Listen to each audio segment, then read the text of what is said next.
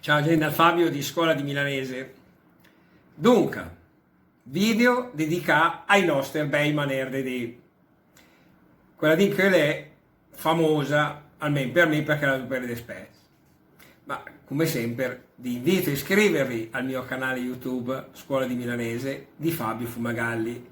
Mettete like ai miei video se vi piace. Attivate la campanella di maniera che arrivino i notifiche quando è un video nuovo che carreghi di altri si prima savel. E importante per conoscere il canale i vostri amici.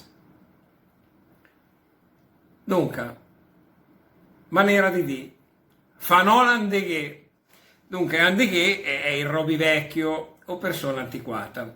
Su questo termine ci sono due spiegazioni plausibili, tutte e due, per le catafera, quel che piace più sempre.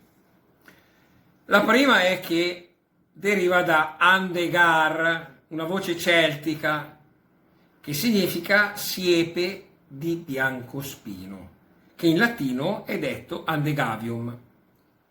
Nella zona, appunto l'attuale di Andegari, c'era parte della cinta difensiva della città celtica, formata anche da grandi alberi di biancospino che presentano grosse spine. Quindi questa è la prima spiegazione del perché si dice Andeghe. La seconda è perché nella via si stabilì una famiglia tedesca di nome Undegardi. Comunque in via Andegari c'erano le botteghe dei robi vecchi. Gli abitanti di via Andegari avevano formato, verso la metà del XIX secolo, un circolo nella stessa via.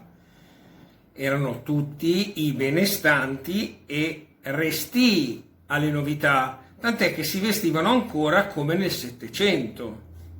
Ed è per questo motivo che i giovani li chiamavano Andeghe, prendendo il nome dalla via.